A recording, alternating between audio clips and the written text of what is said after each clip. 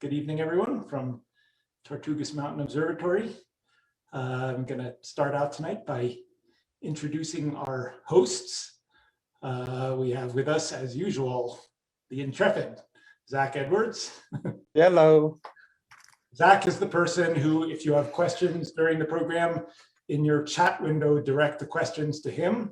And I will occasionally try to remember to check in with him to see if there's any good questions, or else he'll interrupt me and tell me that there are good questions. Zach is a staff member in the Department of Astronomy at New Mexico State Department of Astronomy. We also have with us tonight Dr. Christian Finlater. Hello, Christian. How are you? Hello. I'm glad to be here, John. Thank you. Great. So Christian is a faculty member in the Department of Astronomy. Also joining us tonight is Yoli Villacana Pedraza, who is an instructor at Doñana Community College. How are you tonight, Yoli? Hello. Doing good. All right. They're all sitting in the comfort of their houses or offices or whatever, and I am up here on top of Tortugas Mountain. So let us get started as usual. The idea tonight is give you a little taste of real observing. Our target for tonight to observe and to discuss a little bit about is the Orion Nebula. And in our general scheme of how we do these things, the way we start as a good observer is we've got to go upstairs and open the dome to start getting the dome cooled off. So I'm going to do my little quick transition to my cell phone. Basement of the observatory, we're going to head upstairs. As we do, the steep stairs leading up to the observatory floor. I was right underneath us in our little computer control room. For those of you who haven't been with us, there's the telescope that we'll be observing with tonight. Let's see, I'm going to come over here. We're in a big dome, and there are the big double doors to the dome. So let's see if I can get those to open up.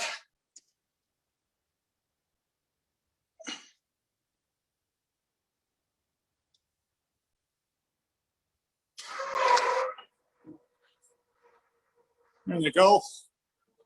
You can maybe hear it.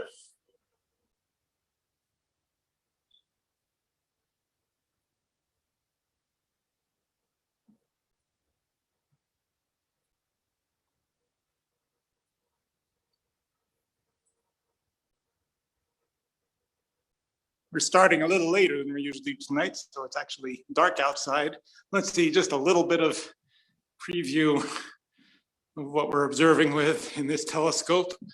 Is light's gonna come down the tube, come down to the end of the telescope here, reflect off a mirror, back up to the top of the telescope, and there's a mirror up there where it's gonna reflect out the side. And for those of you who might have joined us before, something that I'm gonna highlight in another one is this camera that's sitting on the side there. That's what you're looking at, the camera there is a new camera, a brand new camera with a bigger detector. And some other time I'll tell you about cameras and detectors, but that's an exciting feature, new feature for tonight. Okay, there we go. We got the dome opened up. Zach, you want to remind them why we opened the dome quickly? So yes, we like to have the inside temperature as much as close to the outside temperature as we can to prevent, to make sure the atmosphere in the dome, outside the dome is the same, or else you get weird, wibbly wobbly, timey-wimey air currents. So yeah, we just want to make sure everything's homogeneous. Just speaking about the air outside the dome, the other thing we often do when we start observing is we go outside, and I don't think you can see very much. Looks kind of dark, doesn't it? Yeah, I can see the city lights. There you can see, now I'm looking down to Las Cruces. There's the city of Las Cruces. There was a door slamming. Over here, unfortunately, KRWG left a light on at the base of their tower. Too bad. Back there is Talavera, but maybe you can't see that. And I wish you could see what the sky looked like, but I don't think you see anything other than black. But nope. I do see some stars, but not a lot of stars. So that's so-so. So I would say the conditions are, if I were going to log the conditions, is some high clouds that are thick in some places. Not so good, but we'll hope for the best. All right, coming back inside into the light. We usually give a quick little tour, which is going to be a little enhanced this time with some special things. So I'm coming in here into our old living quarters. Used to be when people observed up here, they would stay up here all night and sometimes it would be cloudy, maybe like it is now. And while they were waiting for it to clear up, they'd come down into these living quarters. There's the old black and white TV set.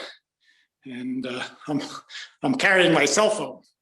And there's the refrigerator for when you get hungry. There's my dinner over there, which I haven't had a chance to eat yet.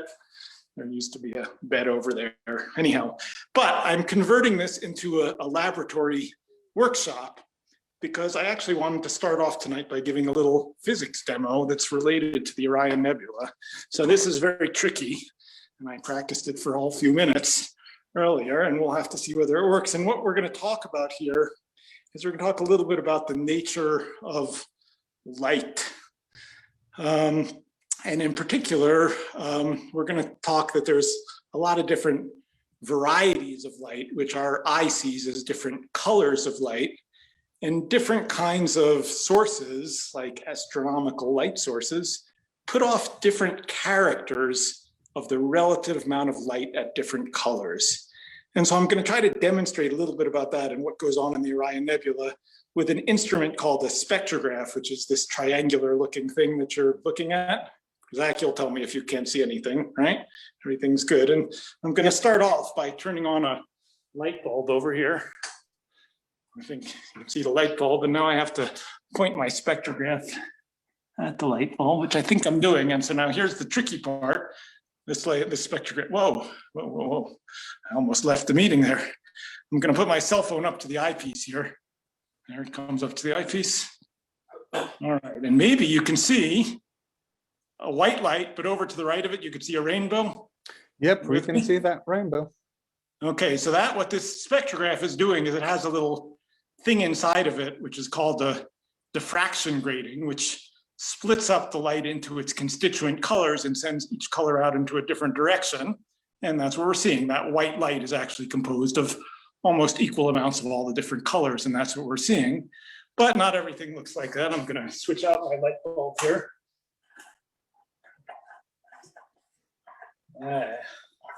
Practice is good. I'm doing this one-handed. All right.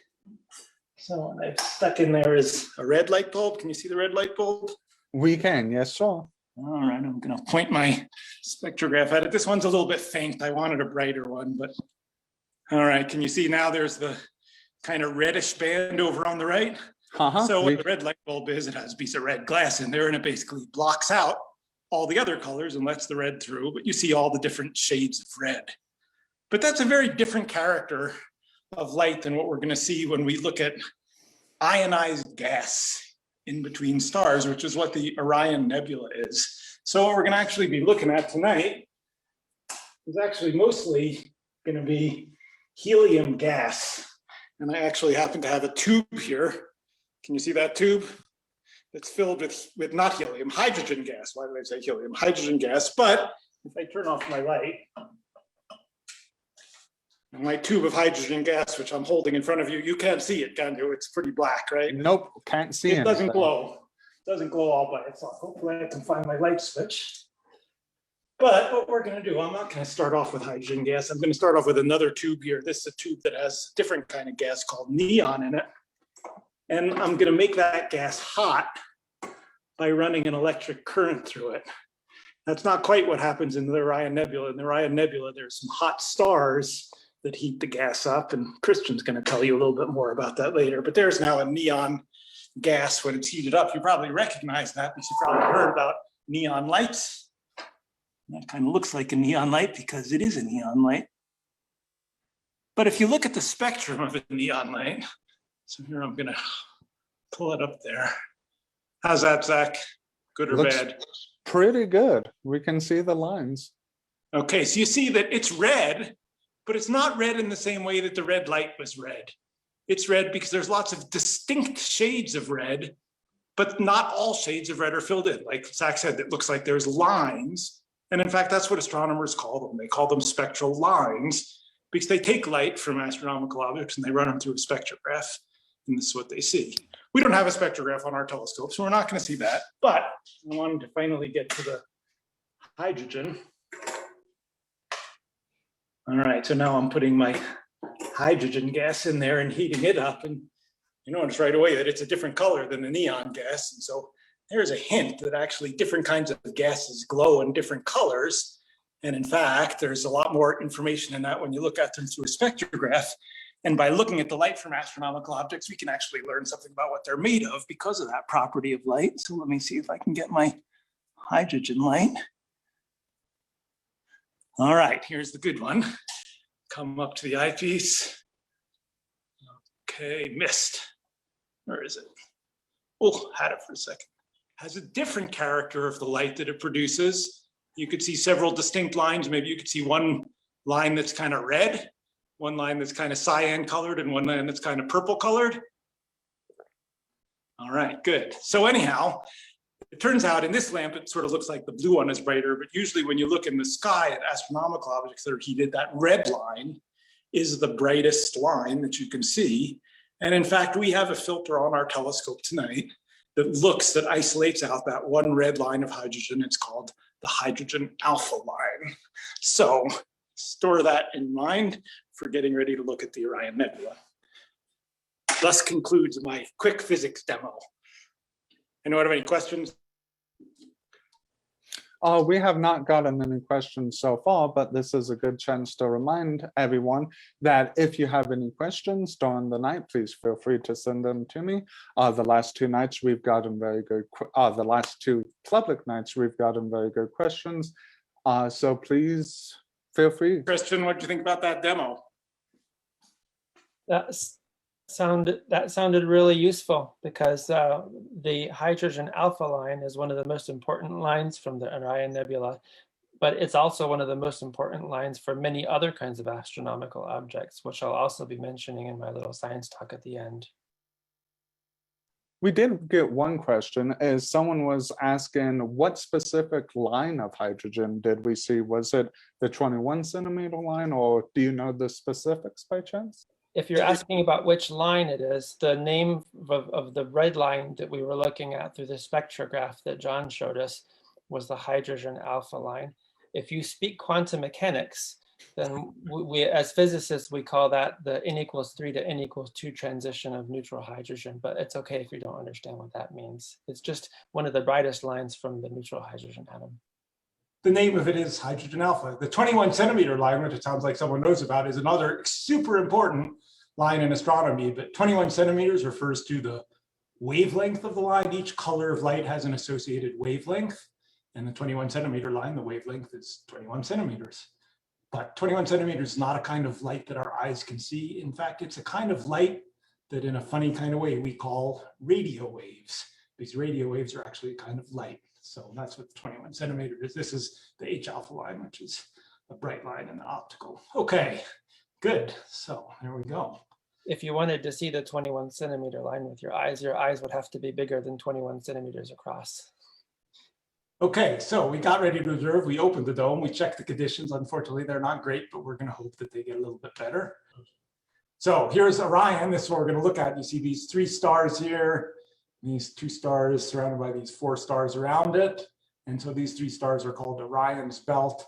Pretty much everyone recognizes. Sometimes there's a little bit of confusion because sometimes people say, is this the Big Dipper? Because there's sort of a little handle there and a thing that might look like a cup, but this is not the Big Dipper. This is Orion. The Big Dipper, you see Orion in the wintertime. When you look in the south, you see the Big Dipper when you look to the north, more in the summer, spring, and fall than so much in the winter. Okay, so this is Orion. It's the most prominent constellation in the winter sky.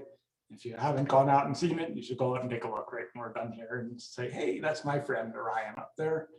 And one thing I like in the winter sky is kind of Orion kind of is a centerpiece of kind of a real prominent sort of set of bright stars in the sky, which are, I think, called the winter circle.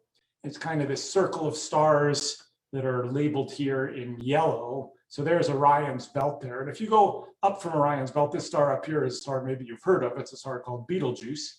It actually did an interesting thing last year. It kind of got fainter and was even in the newspaper. It was a famous star for a little while because people said, maybe it's going to blow up, but it didn't blow up. It is going to blow up someday, but who knows when. That's kind of a red star. You can find that. And that star is kind of in the center of this winter circle. So depending on how you start, maybe the best way to start is to go down like this one says, down Orion's belt to the left till you get to basically the brightest star in the sky, a star called Sirius. And then you can travel it around. Which way should we go? We'll go clockwise. Sirius, the bright star Procyon. Two stars that are about equal brightness close to one another, Castor and Pollux. Those are in the constellation of Gemini. Gemini are the twins, so there's the two of them there. The bright star Capella in the constellation of Auriga. Coming back down, there's a star called Aldebaran, which is, there's kind of a V here, which the letters are kind of covering up. That V is the horns of the bull of Taurus. It's kind of a red star. Coming back down to the star at the foot of Orion called Rigel, and then back around. So that's kind of a fun kind of, it's not a constellation, just the circle of bright stars in the winter sky. So good thing to go out and identify. And if you find Aldebaran, if you go up a little bit to the side of it, that's the cluster of the Pleiades, the seven sisters. So that's a good one to see. So one thing I thought I might talk a little bit about today, I think. Oh no, before I talk about it, is in case you want to find out ways around the sky, you can remember my star chart, or you can use some resources.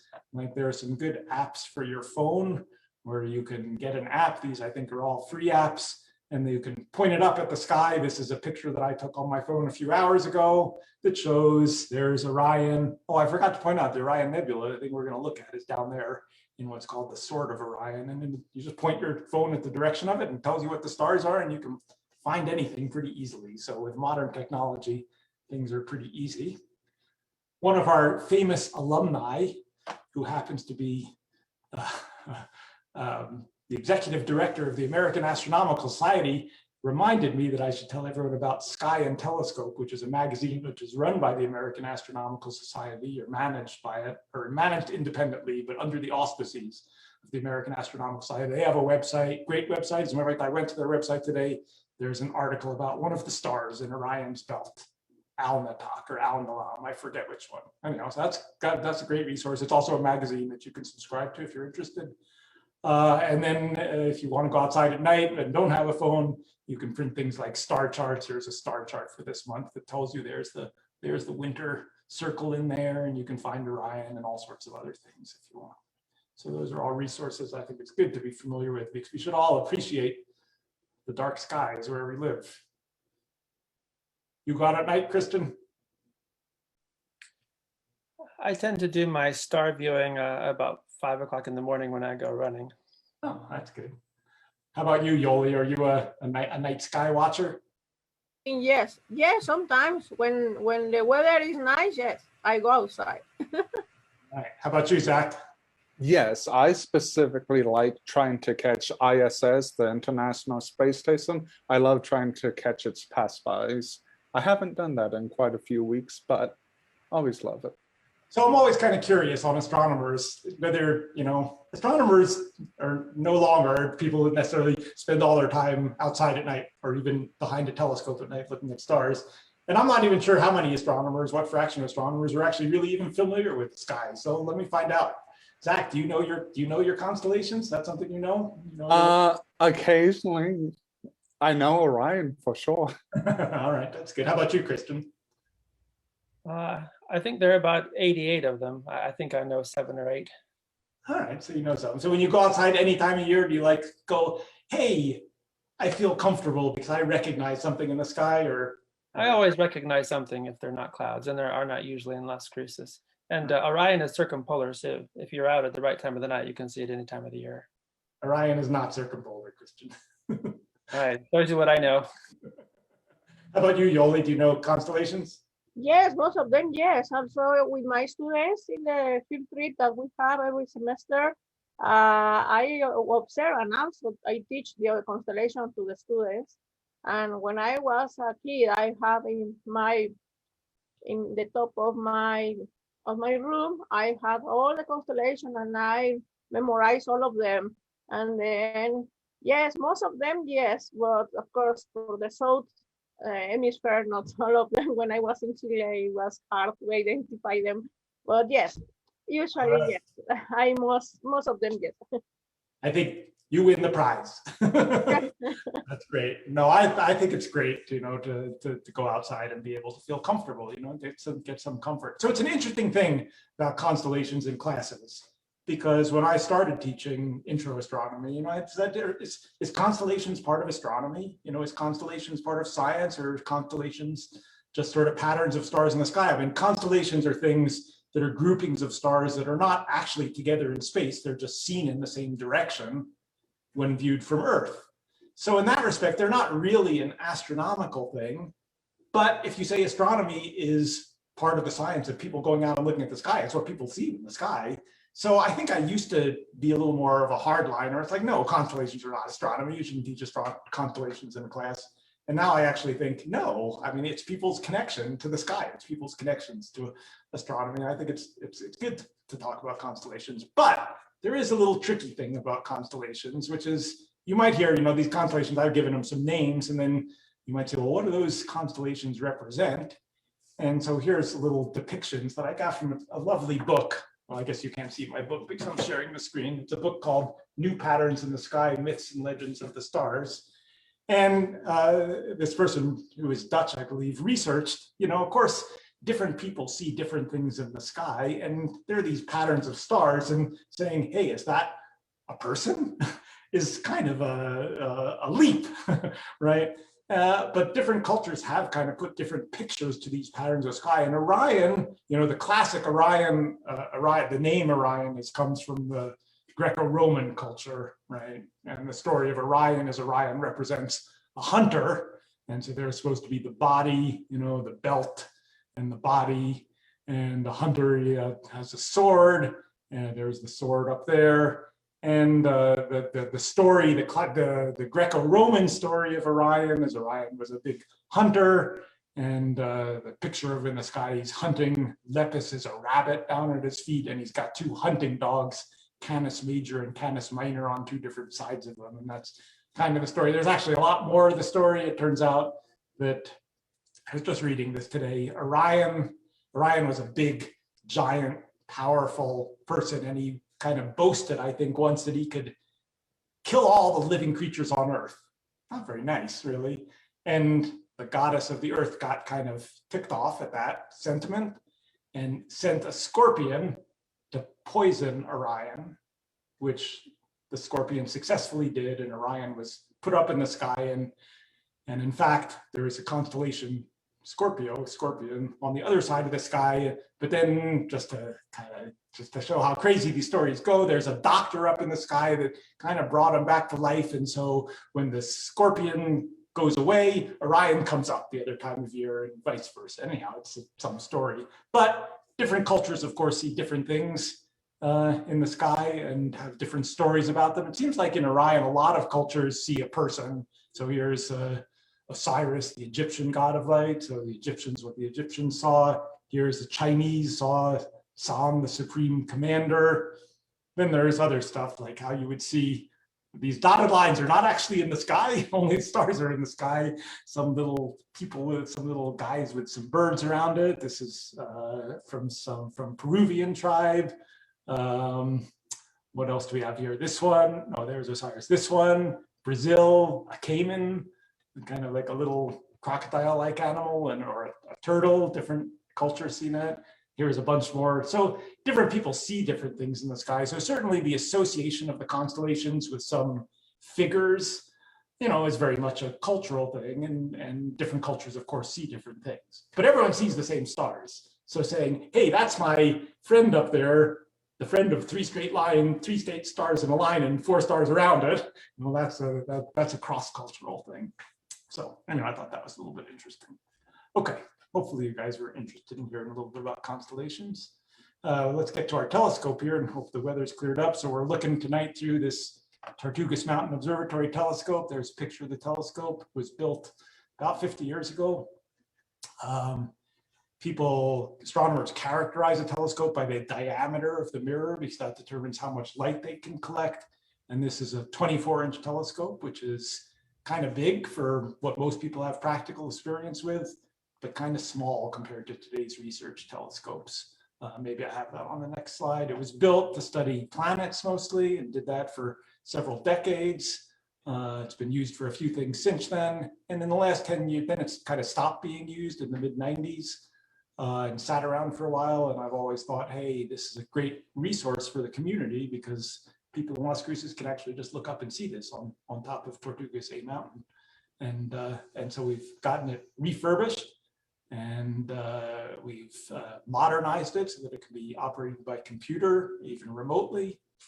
And just this last year, we raised a little bit of money and did some renovation on the exterior part of the building, which a year ago was pretty ugly looking and now is nice and white. You couldn't see that because it was dark outside.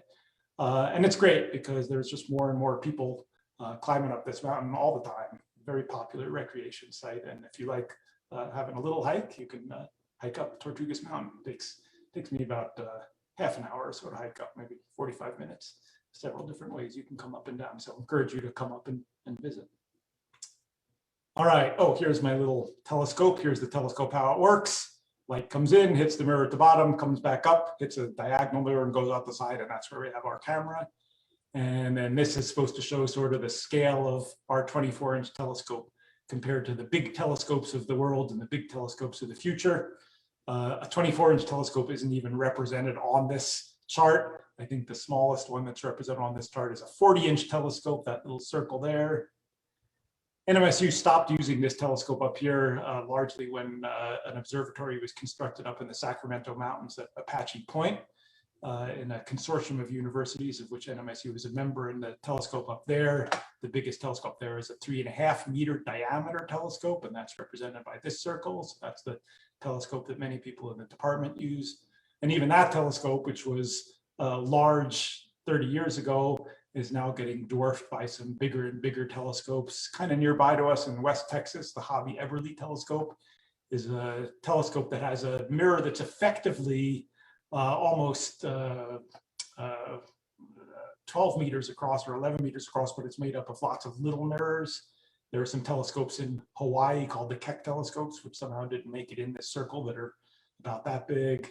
Some big monolithic mirrors, the Gemini telescopes. Remember the Gemini twins? There's a pair of telescopes called the Gemini telescopes, north and south, that are US federal facilities for astronomers in this, and actually not just in this country, but there are international partners to it too.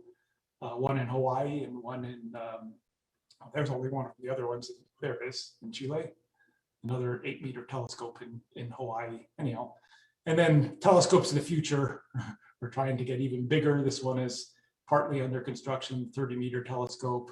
This one is not yet under construction, but imagined. And these things are truly huge. This telescope, the giant Magellan telescope made up of 7 different 8-meter mirrors, is under construction. And just for a scale of these things, here's a tennis court and a basketball court at the same scale. So these are some truly tremendous telescopes. But today we just have our little 24-inch telescope. What else? We have a camera on the side. This camera is the old camera that we've just replaced. So I need to replace this picture with a picture of the new camera. And I think I won't talk too much about digital imaging tonight. I've talked about this in other nights. But basically, when we take pictures, the pictures are going to show up looking like pictures, but what the pictures actually are when you look at them in detail is lots of little squares where the detector in the camera has counted the amount of light, counting the number of photons of light that hit each region. And what a picture is actually an array of numbers representing the brightness at every different location, which we then translate back on our computer screen into a picture where we make things white where the numbers are big and we make things black where the numbers are small. And so we kind of get the light going into a digital image and then back into an image on the screen. And we'll hopefully be seeing some of that. So with that preface, oh no, a little more preface, back to our spectral. We kind of talked about this in the laboratory room there, that the light is made up of several different colors. So here's the rainbow of light. And our detector does not record things in color.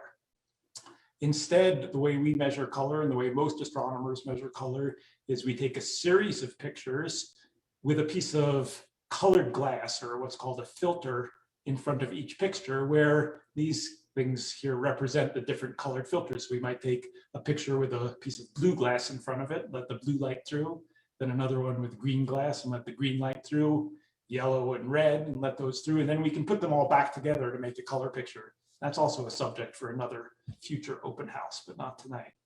And then I just wanted to highlight the one thing that I talked about in the lab. We have another filter there, which is not so wide. It's a very narrow little filter, and this is the filter that's centered on that line of hydrogen alpha that we talked about and saw in the lab. And so we're going to use that a little bit to look at the Orion Nebula if the clouds permit us to do so. Okay, so I think we're going to give it a shot and hope for the best on the clear weather. We got any questions come in, Zach, or any comments from Christian or Yoli? Oh, we do have some questions. If I was unable to go out this week and see Orion, how long would I have until we can no longer see Orion during the winter months? So Orion right now, if you go out just after it gets dark, is pretty much in the south. And as time goes on, it will be drifting towards the west. And so probably for another month or two, and maybe in 2 months, you'll just see it farthest in the west. And then after that, you probably won't see it again until next fall, at which point it'll appear in the morning time first, gradually drift through the sky. You observe it in the middle of the night in December, and then towards the beginning of night in spring, and so on and so forth. So you don't have to go out tomorrow, but don't wait till May. What else? Anything else? We did get another question. What is the cost associated with some of these telescopes? The research class telescopes, so the larger telescopes? A lot. You know, I don't know if I know off the top of my head. You know, something like the Apache Point telescope, which was built, 30 years ago, then tens of millions of dollars, right? And those really big telescope, hundreds of billions of dollars, as maybe ballpark numbers. Yes. All right. But that's all the questions so far. All right, great. Hopefully people are finding this interesting. Okay, so now I'm going to bring up our little telescope control. So can you guys see this? Yep, looks good. So here's our little telescope control panel. So we have a bunch of different windows here. And basically we have one window that tells us about the weather. It says it's clear, but it's not that sensitive. So I don't, unfortunately, trust it too much. We're going to have a window here that's going to control our camera. And then we're going to have a window here that's going to control kind of where we point the telescope. And that's what this one is. So I think without further ado, we're just going to head over to Orion and see what we can see. So Orion, the Orion Nebula, anyone know what a nebula is? You know what a nebula is, Christian? Well, coming from the family that I come from, I have to point out that it has to do with the Latin word for cloud. Anything that's a cloud is referred to as a nebula. But when astronomers think about a nebula, they're usually thinking about a cloud in the sky that glows for one reason or another. Right, so clouds, that's what I was fishing for, right on. So people have looked up at the sky for a while and they've seen stars, but you can pick out a few things that kind of look kind of blurry. And if you have a small telescope, you can definitely notice there are a bunch of things that look kind of blurry. And so sometimes these were originally called nebulae, and they turn out to be a heterogeneous class of things. Some are these gas clouds like Orion, some are actually clusters of stars.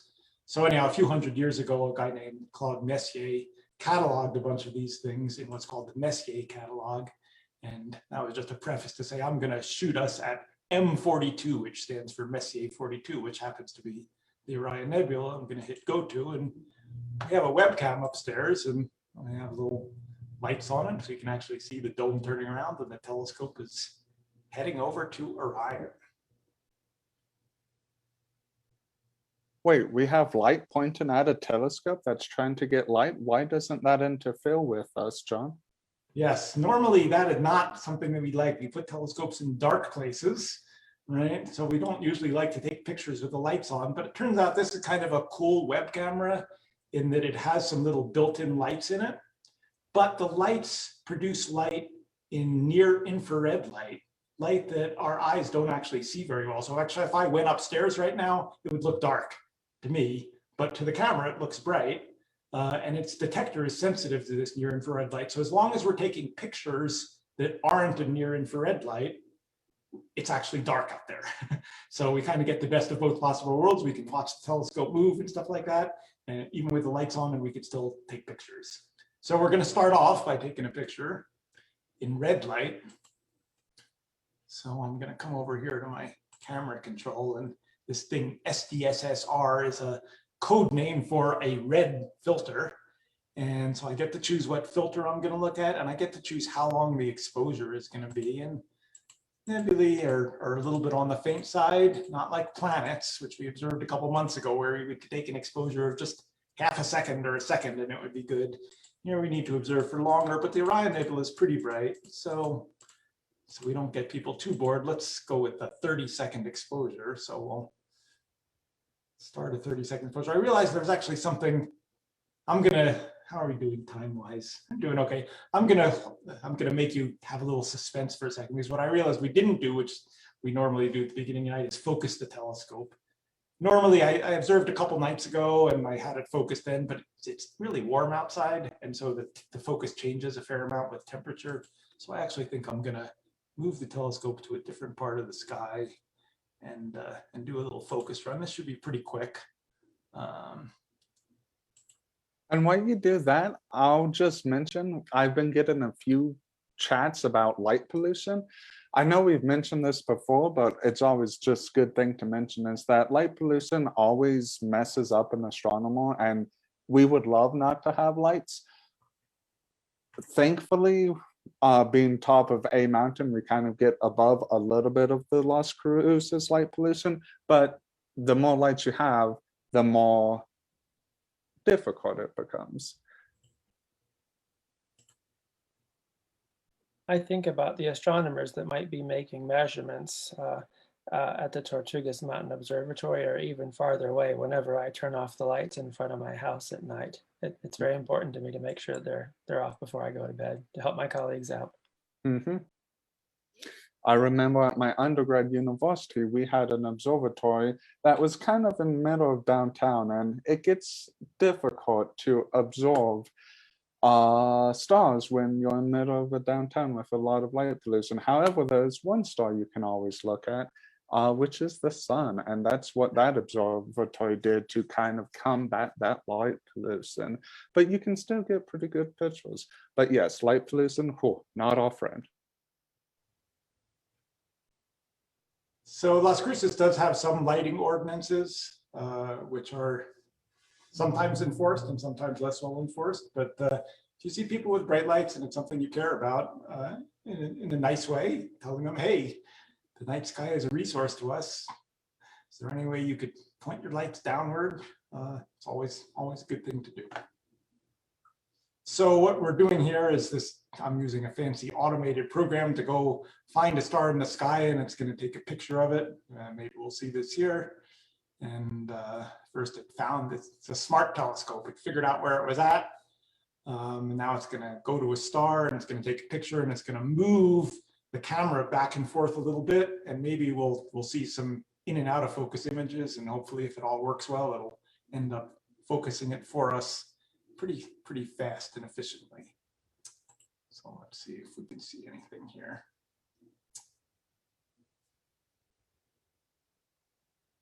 So this is a big camera, so it takes a little bit while to read out. So whenever we take a picture, it takes the length of the exposure and then another 15 seconds before we're able to see the picture. And so there's a picture here, and you can see some stars in it.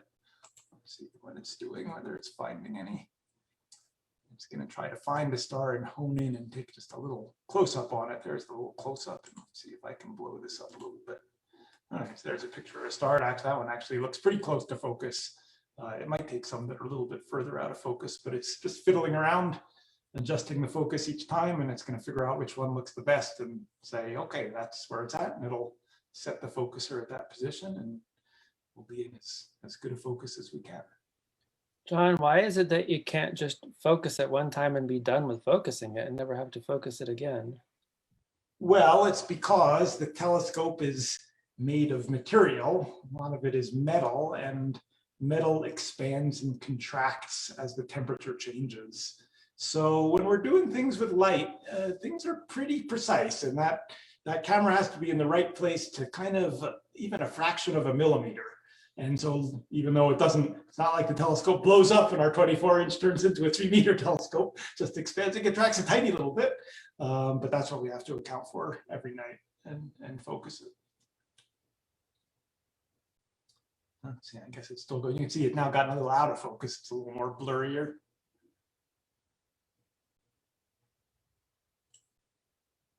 Just this little bit. We like our stars to look like nice circles. And when they don't look like nice circles, sometimes that's indicative of the conditions outside not being so good. But note there is a good thing that we're seeing this star, which means it's not super cloudy out. Maybe somewhat cloudy, but we do have a 24-inch telescope. And so why do you build a big telescope? You build a big telescope because the 24 inches collects light over that 24-inch diameter, as opposed to our eye, which collects light over the size of our pupil, which is quite a bit smaller. So a telescope, you can think of a telescope as a big eye. And in fact, for a long time, the biggest telescope in the continental US was a telescope on Mount Palomar in California, and its nickname was the Big Eye. There was a smaller telescope there, a 60-inch telescope, and its nickname was the Pig Eye. So I'm not quite sure why that was. Always like that. Let's see. Oh, it finished. Okay, so it thinks it's focused as well as we can. And so now we're going to go back to the Orion Nebula, SCA 42.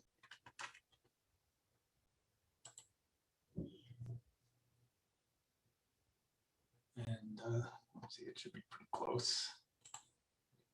Far away. You can't even tell our telescope's moving.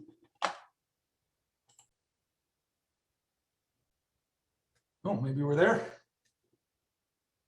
Okay. Now we're going to give it a shot. So we're going to do our red filter and we're going to try our 30-second exposure. So here we go. I'm going to change this a little bit here. Okay. So now the other thing that the telescope, we said one good thing about a telescope is its big diameter, so it collects a lot of light, bigger than the pupil of your eye. The other thing a telescope and a camera can do is rather than collecting light almost instantaneously, which is what our eye does, it can collect light summed up over a period of time. So here we're collecting light for 30 seconds and then going to show the total amount of light received in those 30 seconds. That's something that our eye can't do, but an electronic detector can. So there's the 30 seconds. Now we get to read out, which I said is about 15 seconds. So here we go, reading it out. Oh, and there we go. That, my friends, is the Orion Nebula. So let's take a little bit more of a look at it. I'm gonna zoom in just a little bit more. You can see there are a bunch of stars there. Those are the round things. The little tiny little white dots are something I'll have to talk about some other time. Those are an artifact from the detector. Those are not all stars. I don't know if you could tell the difference. Here we're zooming in on the Orion Nebula. Those three bright stars there are not the three stars of the belt of Orion.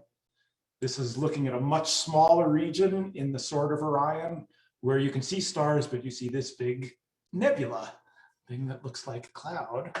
And as a digital detector, I said, you know, we can turn the amount of light at each location into a brightness. And so we can change the correspondence of amount of light and brightness. And this is basically done by what, if you're old enough and you remember with your old TV sets, you used to have two knobs called the brightness and contrast. And we can actually adjust the brightness and contrast of this image. And I'm going to do that because you're going to see that there's actually a lot more information in this digital image than it's generally possible to see with your eye at any one time. So I'm going to bring the contrast way down. And as I bring the contrast way down, you can actually see that buried in the heart of the Orion Nebula are these things that look like 4 stars. And they're not in a rectangle shape. They're in a shape that's called, anyone know what that shape is called? That's the trapezium, John. It's the trapezium because the shape is called the trapezoid, right? The trapezoid is the shape. And so that star is the trapezium. It actually turns out that it's actually not 4 stars, that I believe 2 of those stars are double stars themselves. And I'm actually wondering whether we don't actually see that. because on a good night, you can actually see that. I don't know if you guys can see it. I'm going to zoom in on this a little bit further. See a little star pointing out there and a little star pointing out there? I think they are. That's what I think. I could be wrong, but I don't think I'm wrong. All right, I'll go out on a limb. So anyhow, those bright stars are important stars because I think Christian's going to tell you a little bit more later. Those stars are very, very hot stars, and they are putting out a lot of ultraviolet light. And that ultraviolet light is the source of the heating for the hydrogen gas around it. And that hydrogen gas then glows through a process that Christian calls fluorescence. Got that right, Christian? That's what I was calling it by reference to something people are familiar with. Yes. Astronomers don't often call it exactly that, but I thought it was good, something people are familiar with. Okay. So you can see there are those bright stars there. They're ionizing and the hydrogen gas, which then is glowing. And it's glowing in lots of different kinds of light that are produced by hydrogen, but in the visible part of the spectrum, it's glowing in that red line and the cyan line and some purple lines. Okay, and if we push our contrast in the other direction, so now we start to wash out that trapezium and we start to see, you can see a lot of structure in the Orion Nebula. There's bright regions, there's dark regions. A lot of the time the dark regions are clouds of dust that block out the light from behind it. And if we zoom further out, there's the Orion Nebula in the middle, and we push our contrast further, maybe we could see that the Orion Nebula is actually a huge thing, extending all the way out here. There's another nebula that you could see in here. And in fact, the Orion Nebula is part of a gigantic cloud of interstellar gas and dust called the Orion molecular cloud. There's a lot of cold gas in the form of molecules in it. And it actually extends across much of the constellation of Orion. And it's a particularly famous and important thing for astronomers because in this gigantic Orion molecular cloud, it's a region of active star formation. This is a stellar nursery, and those bright stars of the trapezium are very young stars. The brightest stars don't live very long. And Orion is the site of star formation today. And actually, Orion is the closest star formation region to us. And so since stars are a pretty fundamental thing of astronomy, understanding how stars form is a kind of fundamental thing. And the Orion Nebula is one of the primary, and the Orion molecular cloud is one of the primary laboratories for studying how stars form. And it's kind of an interesting thing because stars form out of the gas, out of the molecular cloud. But then when stars form, they heat the gas back up. And so there's this kind of relationship between gas forming into stars and stars then affecting the gas back again. And in fact, some stars have what's called stellar winds, and they actually blow gas away from them. And some stars will actually explode. All stars will eventually end their lives. And when massive stars explode, they actually return the material from the star back into the gas cloud, from which subsequent generations of stars might form. So there's kind of this whole relationship, life cycle relationship between gas clouds and stars back to gas clouds. And that relationship turns out to be a real fundamental thing in us understanding what we call galaxies, big assemblies of stars. We live in the Milky Way galaxy. And this is a very hot and active area of astrophysics, this kind of relationship between the gas forming into stars and the stars providing what's called feedback into the gas. And Christian might talk about that sometime or another. Maybe not what he was planning on talking about tonight, but maybe he will anyway. Anything you want to say, Christian? If you want to hear about that, you can ask questions. All right. So I am going to take another picture of the Orion Nebula because what I want to do is take a picture through that hydrogen alpha filter. So just I'll try to remember what we see in this. So in this picture, we could see the stars and we could see the gas, the glowing gas. And if we bring the contrast down, the stars are brighter than the gas, right? Okay, so now what we're going to do is we're going to put a filter in here called the hydrogen alpha filter. There it is, H alpha. Maybe we'll go a little bit longer. We'll go 100 seconds. People have the patience to go 100 seconds. Let's go 100 seconds through hydrogen alpha. Anyone know any good jokes? I do not, but I have a good question. All right. when we were moving the telescope and you just input it, it just went there. But if you buy a telescope and you have to point it and you have to figure out, and how does this telescope know where it's pointing? How does it know where it's at? So at some point I had to tell it where it was at. And I'm helped a little bit by the fact that there are some dials which sort of tell where the telescope is at, modulo knowing what time it is. But you can also find a bright star and kind of set things from that. In terms of amateur telescopes, so you can now, a lot of telescopes you can buy these days, even for just a few hundreds of dollars, actually have little microcomputers in them, and they have these catalogs in them. It's actually, you know, if you're an old-fashioned person, you go, that takes all the fun out of it. You don't have to search for anything, but you know, you can find a bright star. If you don't have one of those, what's called a go-to telescope, you can find a bright star and you can have some star charts and you can march along to go to the next brightest star and then make a right turn and go to this star and right turn and then find the Orion Nebula if you know the directions on how to get there. And that's kind of a fun thing to do. It's kind of becoming a little bit of a lost art, but it can be done. You learn your way around. Some people get very good at it. Yep, yeah, it's too easy. Yeah, I remember when I was at an open house in graduate school, we had to track a comet. It was one that you could not see with binoculars and you needed at least a 10-inch. And that was fun trying to track it without any tracking and just by tracking by eye. Okay, so here you got to see some mistake of an astronomer that somehow I was taking a picture of a tiny little piece of sky. I don't know how that got turned on, but it got turned on. So we get to chat some more and I'll try another 100-second exposure. Good thing it wasn't a 5-minute exposure. Zach, do you want to tell us a little bit more about what tracking is? I mean, if you point your telescope at something, why doesn't this telescope just stay pointed at that thing? That's good. So during that during that open house, when I was tracking that comet, the students kind of got annoyed with me because every like 2 students who looked at it, I had to stop, step in and move it. And that's because, well, we're rotating, the Earth is spinning and things are going to change throughout the night. It's not going to stay still. Same reason why the sun rises and sets is that we're just spinning around in space.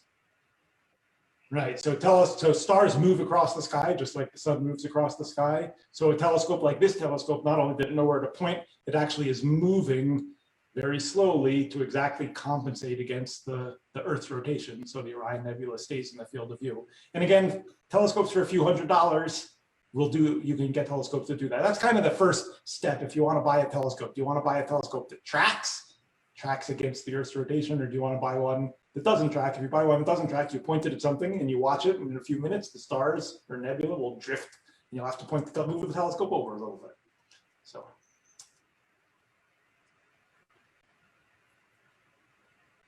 All right. 10, 9, 8, 7, 6, 5, 4, 3, 2, 1. But then we have to wait 15 seconds for it to read out. It might be fun to talk about why you have to integrate for 100 seconds with that H-alpha filter, whereas you only had to integrate for a few tens of seconds with the R-band filter. Well, what do you think? Maybe we should look at your image first. All right, maybe zoom out a little bit so we can see the whole thing. And there, lo and behold, we can see the Orion Nebula again. Let's bring the contrast up. All right, so in fact, you might say, looks pretty similar to what it did before, but let's look at that a little bit more closely.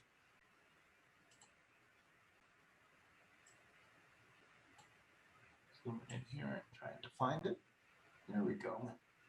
So now here you can see those trapezium stars now, but now you can see them at the same time that you're seeing the nebula. And I'll zoom out just a little bit more, because what we've put in place here is a filter that is just looking at the one little slice of red light that the hydrogen atom produces.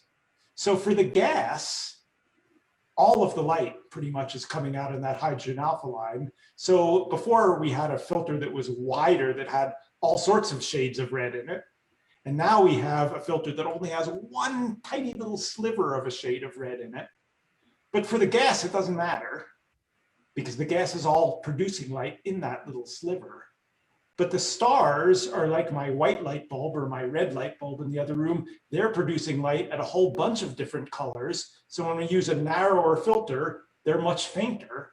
So we brought a narrower filter down. The nebula didn't get fainter, but the stars got a lot fainter.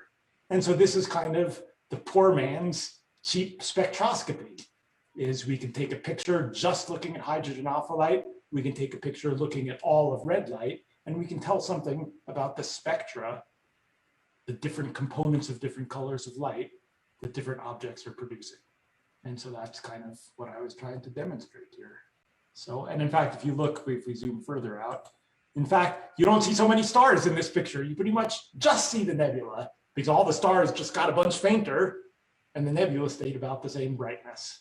And so that makes a nice picture. So again, you might say, wait a second, you said hydrogen alpha makes red light. This looks white. And that just goes back to the thing that when we use these detectors, we're not taking a color picture. We're taking what's called a monochromatic picture. We just collect all the light, but only the light that comes through our filter. We'd have to take several pictures in different filters and put them together to make a color picture. And I'm gonna, that'll be the subject of some other open house some other time. So I think let's take a little break from observing, and we have a couple other, we've got half an hour left in our program, and I got two other fun pieces of our program. So the first piece, I'm still sharing, right, Zach? There's the Orion Nebula, nearest region of star formation. It's about, if you want to know how far away it is, close is a relative term. It's about 1,300 light years away, which means that light traveling at 186,000 miles per second takes 1,300 years to get to us. So it's not really close, it's really far. But in astronomy, that's relatively close. And as I said, the Orion Nebula is heavily studied as a lab for star formation. So this next little piece of our program is what we call story packages, which is kind of a fun idea that's we're trying to kind of communicate science as not just a study of the objects, the astronomical object we're studying, but it also is connected to the people who do that studying, and they're just people, you know, that have lives and have their own challenges and successes, and to just highlight a little bit of that. And what I decided to talk about today in our story package, I talked about a few people, because it turns out that when we, you know, kind of thought about people that were associated with star formation in the Orion Nebula, there's many, many, many people that have studied these things.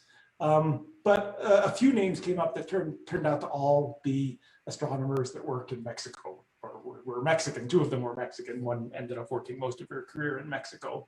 And I thought, oh, that's a great thing to talk about in Las Cruces, since we almost live in Mexico. We live in New Mexico, and we are part of the United States, which is not clear to everyone, but anyhow. And it also highlights the idea that astronomy is an international thing.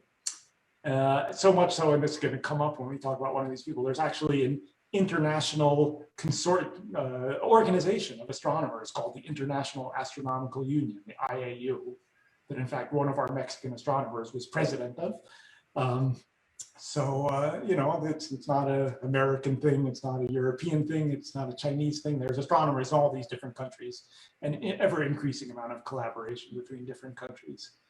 But Mexico does have a strong astronomical community, and some famous people have in Mexican astronomy have studied Orion and star formation. And so let's just talk quickly about a few of those people. The first one is a gentleman named Guillermo Haro, who was passed away, lived last century, and tried to find some fun things. So there was this one nice quote. The one thing I thought was interesting. If I heard that Guillermo was not always interested in astronomy, he went to university, he wanted to go into law, but as with many of us, he met someone who inspired him, was a mentor, and mentorship seems to be an important thing in lots of different fields, including science, and inspired him to switch to astronomy. So here's a lovely quote, which you can read in Spanish or you can read in English. Quiero trabajar en lo que a mí me gusta y no pararé hasta conseguirlo, aunque me tenga que ir a la luna. How did I do, Yoli? Not too bad, huh? Yeah, I think the same. I should have had you read it. Sorry. Anyhow, do you have some tiny little connection to Guillermo Aro, Oli? Is that true? Yeah. What was that connection? Sorry. What was your connection? You worked in an observatory that was named after Aro, didn't you? Oh yes, yes, yes. I was well. Basically, that I explained before is well, my connection is like Guillermo Aro was a kind of my grandfather professional because he was the, I don't know if it is the word sponsor or the advisor of my supervisor of bachelor. And then, yes, Guillermo Aro recommended my ex-supervisor during the bachelor to be in the program of astrophysicist in the Arizona State University. And then after, of course, I didn't meet Guillermo Aro. I was very, very small when he died. But after, well, I received on some of the, maybe the things or the different ways to think through my supervisor. Great. Yeah, also, yes, also I was working in the, well, doing my bachelor, my thesis in the INAOE, that is a National Institute for Astrophysics, Optics and Electronics in Mexico. And then in that place, they have the 1 meter telescope. In that place, they have the plates that Guillermo Aro used to identify some nebulas, some Herbie Aro objects. It was very, very nice to be there. And also the observatory that I used during my bachelor the name was Guillermo Aro, and then it was very nice experience. Good. So Guillermo Aro was, I don't know whether this is true in Mexico, but we looked up, considered the father of astronomy in Mexico, certainly very well known. Yes, it's true. And he studied some objects are named after him, these objects called the Herbig Aro objects, which you mentioned, which are actually objects that are found in the Orion Nebula. And they're regions where stars are formed, and the stars have jets coming out of them on either side and interact with the gas cloud. Part of that interaction of the stars with the gas clouds that I was talking about. So there's the connection there. Our second Mexican astronomer is a woman named Silvia Torres Pembert, who's still alive today. Here are the quote that I have. As with many people working in the mid parts of the 20th century, if you were a woman, it was not quite so easy. And so here's a quote from her. There are times when you say, they're treating me differently and I won't accept it. They may be small details. Sometimes they're not perceived, but that accumulation of these details has its weight. And a nice thing to remember. Here's I have over here a paper, Chemical Composition of the Orion Nebula by Manuel Pembert and Silvia Torres Pembert. They were married. It was a couple. There are many couples in astronomy. It seems like we talked about, I forget whether we talked about one last time or not. And Silvia Torres Pembert was president of the International Astronomical Union for 3 years, just a few years ago. So there's a picture of her. A lot of studies, the Orion Nebula and chemistry in general. Kristen, you may know about some papers of her and helium abundance and things like that. Does that ring a bell? No, I'm afraid it doesn't. I think I have some reading to do. Okay. Yoli, I don't know if you have a story here, Yeah. but at least you did meet her, didn't you? Yes, well, with Sylvia, well, I never talked a lot with her. She is a very, very busy woman. But yes, I met 1 or 2 times, one in one museum, one event, because she is doing outreach in the last years. Probably the time that I met is for outreach. And then, but yes, I remember this paper because I used that paper during my master in Spain. So yes, I remember that paper.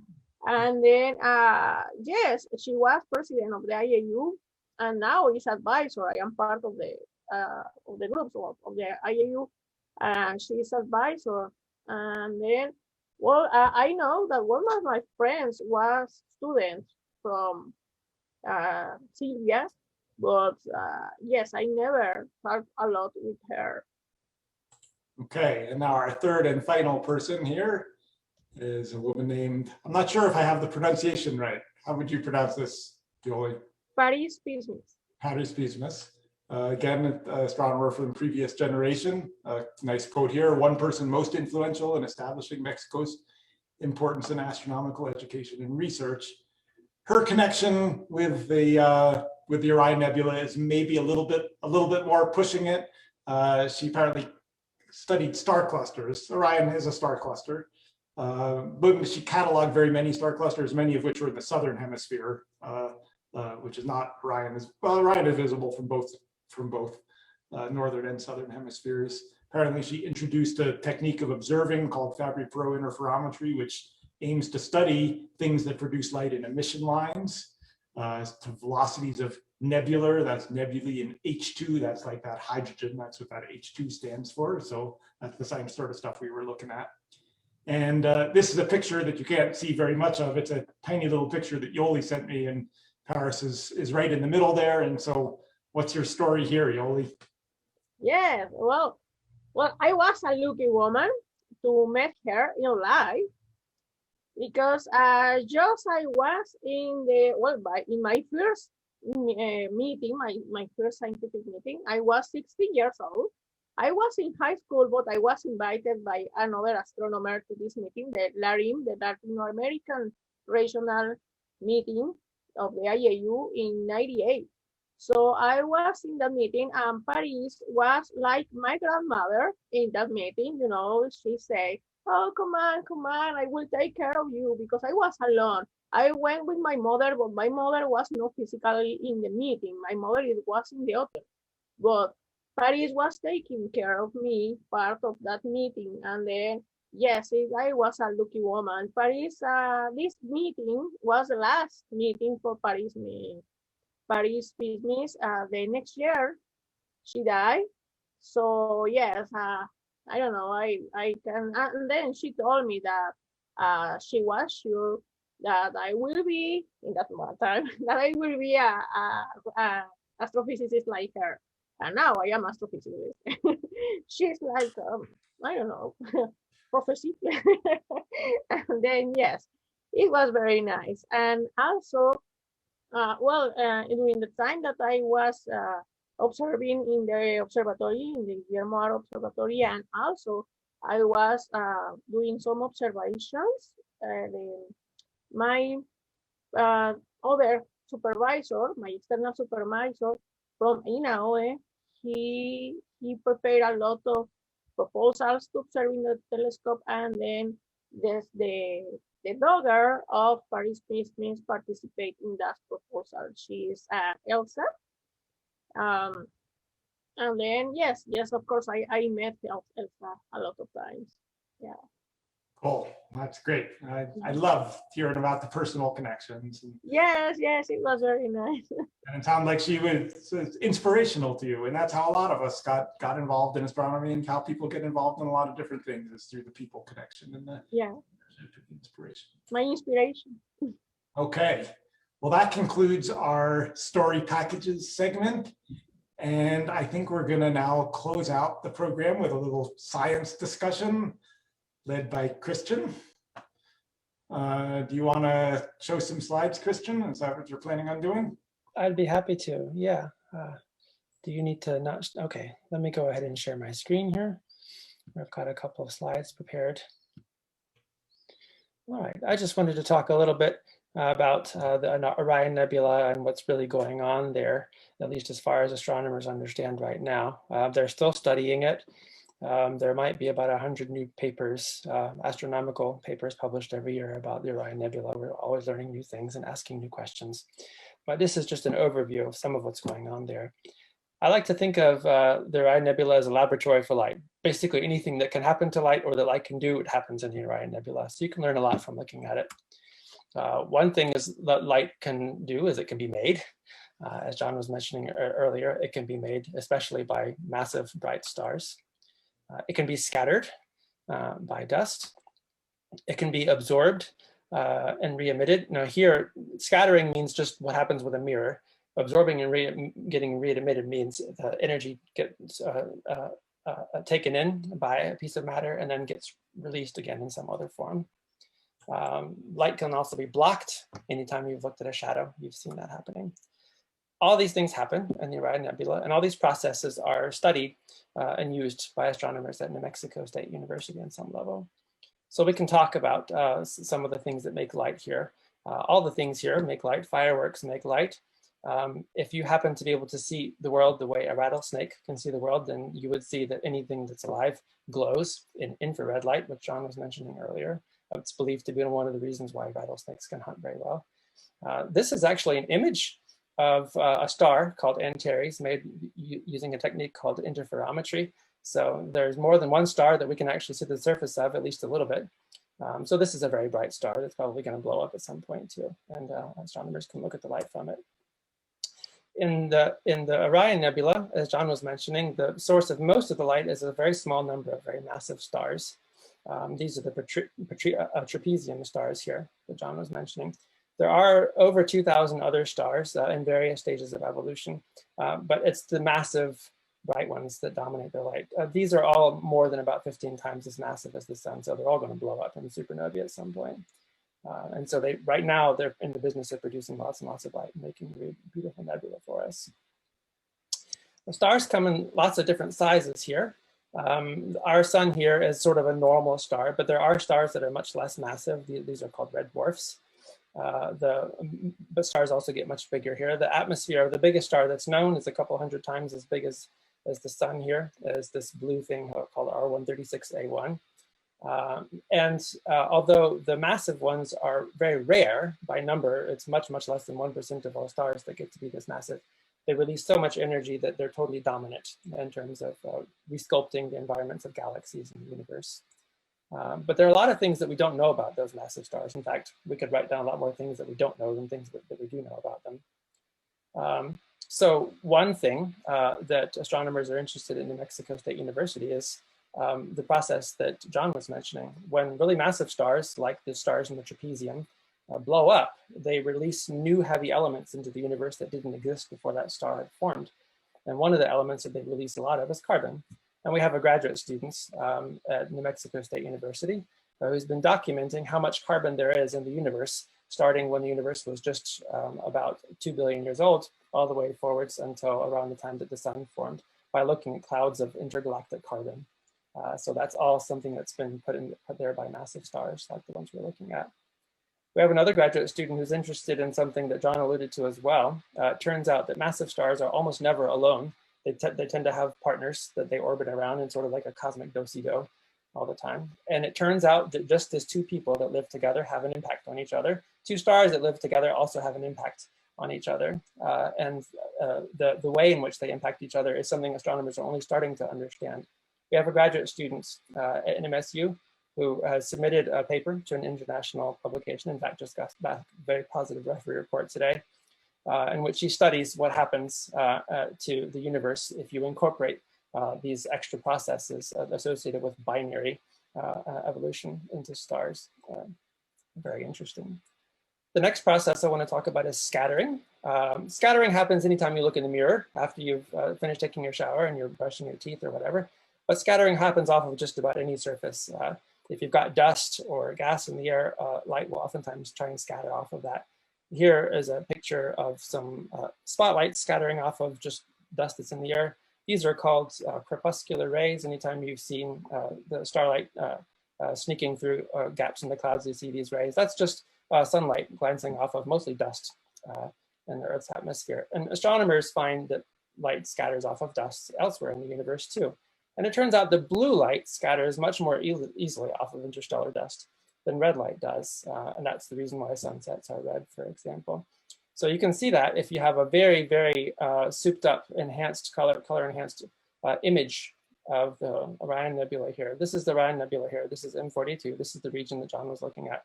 But this is a much fancier telescope, and someone spent a lot of time doing image processing on it, but it's the same object. And if you look at the outskirts of the Orion Nebula itself, or you look at that nebula to the side that John was mentioning here, which is called M43, the light from those things is predominantly blue. And it's predominantly blue because that's scattered light. What happens is the light from the trapezium stars here, or from another faint star that's back here, comes out of this stars, glances off some dust, and then glances towards us. And the light that does that glancing, that does that scattering most efficiently is going to be blue light. So that makes something called reflection nebulae. And there's lots of reflection nebulae all around the sky if you tend to look long enough at them. So that's another thing that light can do. The thing that does this scattering is what astronomers call dust. If you were to have some in your room, you would probably call it smoke, but we call it dust. And there's a lot of questions about dust that astronomers have. One question is, how much dust is there in the universe? It turns out it's quite significant. You can measure how much dust there is with some approximations using telescopes, and it turns out that a good fraction of all of the heavy elements in the universe are actually embedded in these dust grains. So we have an alumna who published a paper on how much dust there was just a little while ago, finding that there was quite a bit, and that our understanding of what that dust does needs to be revised. One thing that dust does is it actually blocks light from stars. So if I have a star here and I have some dust here, it'll preferentially scatter the blue light, and then the red light will come through. It'll change the color of that star, as you see it, just as it changes the color of the sun at a sunset. One of our faculty members used data from the Spitzer Space Telescope some years ago to explore how many stars galaxies were hiding from us. And she found that it wasn't as many as we expected, but it does happen. That there are a lot of stars that you can really only see if you look at these really red wavelengths of light that dust doesn't scatter efficiently. And she learned some things about where those stars were and what kind of galaxies would do this. Very active area of an inquiry even now. A lot of astronomers are interested in how the universe makes dust that's between stars. We don't really know that. We have several ideas and they don't seem to add up to the universe that we see. So there's a lot of questions about that. Another process that happens is what you refer to as fluorescence. Fluorescence is not the same as scattering because the light doesn't just bounce. It gets absorbed and then it gets re-emitted, but it gets re-emitted in some other character. So you're familiar with this when you look at neon signs. What's happening here for some neon signs is that you actually have a gas that glows, as in the case of the lamps that John showed you. But in other cases, what happens is you actually have something that creates ultraviolet light deep inside these tubes. Then the tubes are painted with some paint, which absorbs that ultraviolet light and re-emits it in some other color of light. And that's what you see as the neon sign. Some $20 bills have ultraviolet fluorescent stripes on them to, as a way of verifying they're authentic. If you've ever gone to a disco or a bar back in the days when we could do that and you were wearing white clothes, you might have noticed your clothes were glowing because some people, when they manufacture laundry detergent, will put things into them to make your clothes glow just a little bit brighter. That makes all your clothes look bright. So this is fluorescence. That happens throughout the Orion Nebula. That's why John was able to have so much luck looking at just one very narrow color of light because hydrogen gas, as he showed you twice, first in the case of his little experiment on the desk, and then in the case of the Orion Nebula, hydrogen gas absorbs ultraviolet light and then re-emits it in this reddish color of light. Anywhere you see orangish reddish in this image here, you're looking at light that got emitted as ultraviolet light from one of these hot stars here, and then re-emitted as what we were calling hydrogen alpha light previously. So fluorescence is very common. You see it everywhere in astronomy. And not surprisingly, that means a lot of astronomers use it.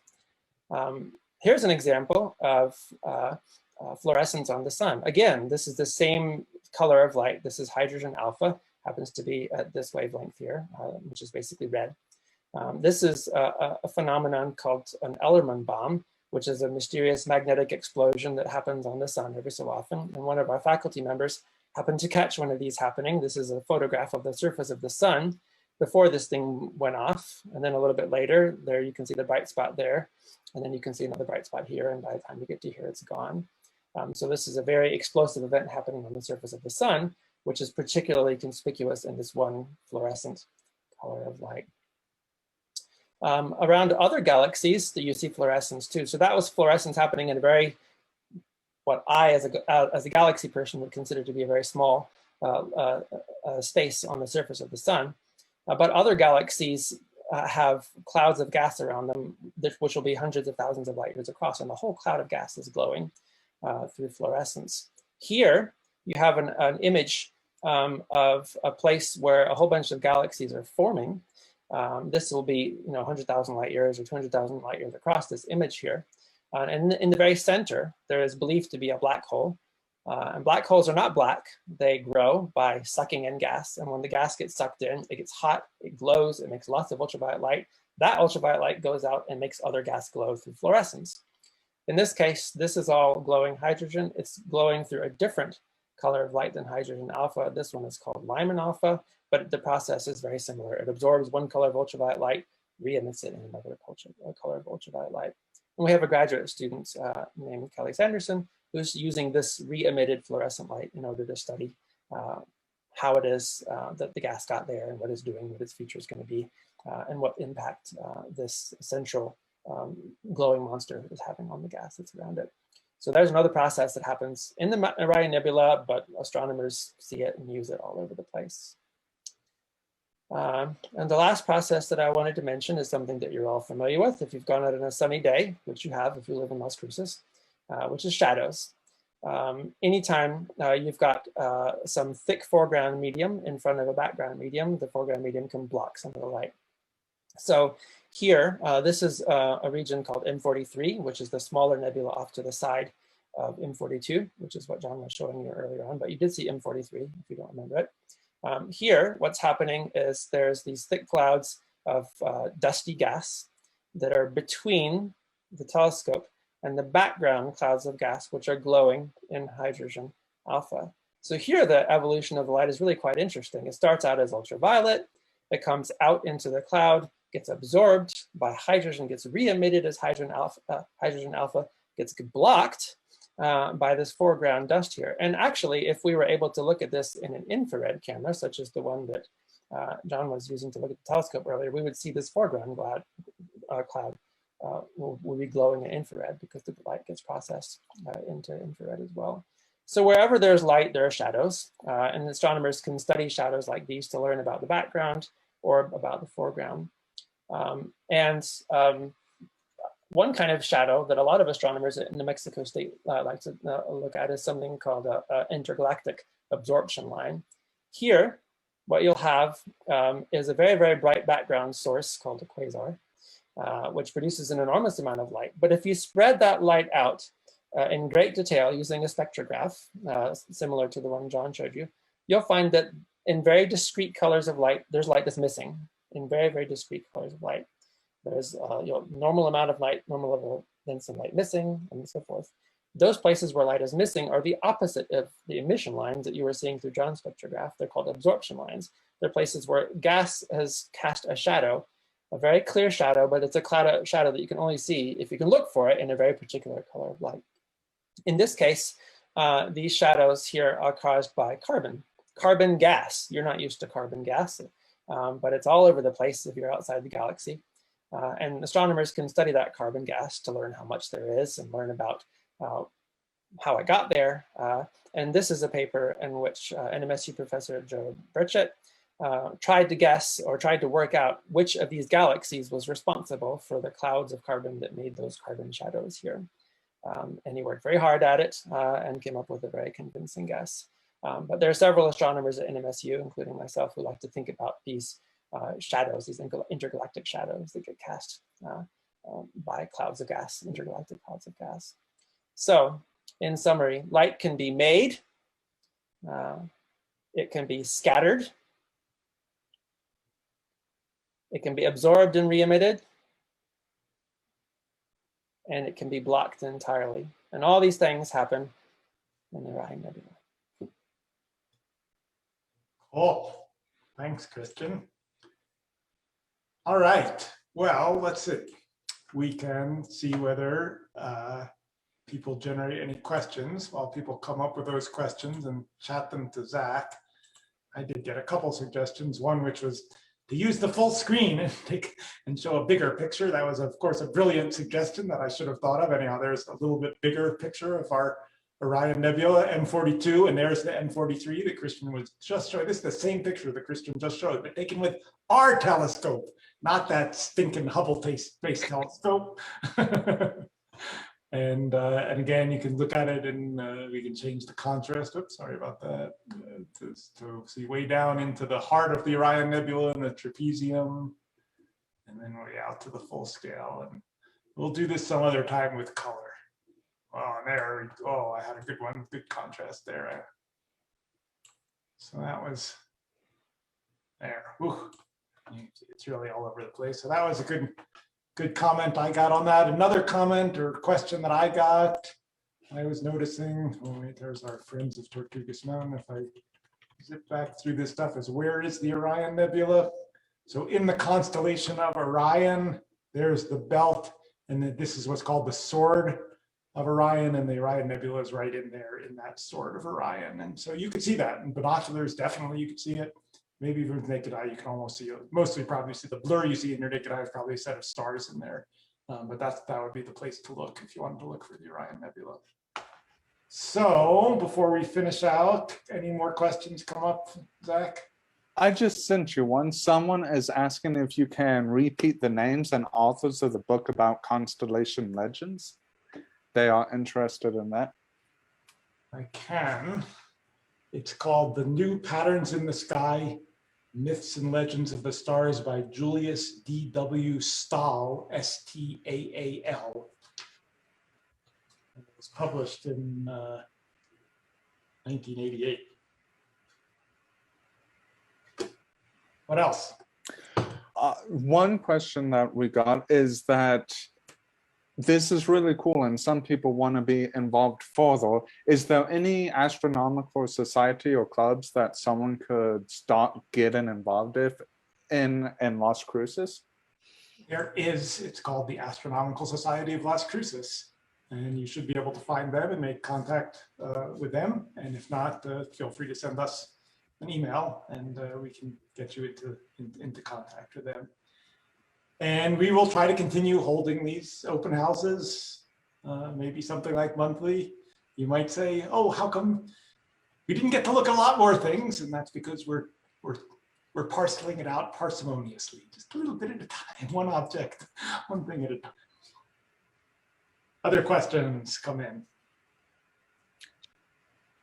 Sometimes my students ask me when they watch this image, they ask me, hey, but I was watching this image in color. Why? And then I don't know if you want to explain why the difference, why we are observing here in black and white, not in color. I don't know.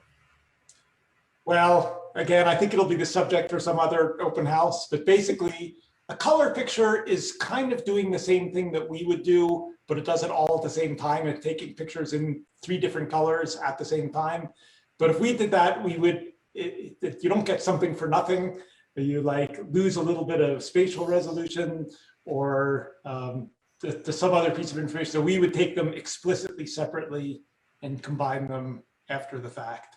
But some of the beautiful pictures, I mean, you see have either been put together like that, or, a lot of amateur astronomers, like in Astronomical Society of Las Cruces, can put color cameras on the back of telescopes and take some really, really fantastic pictures.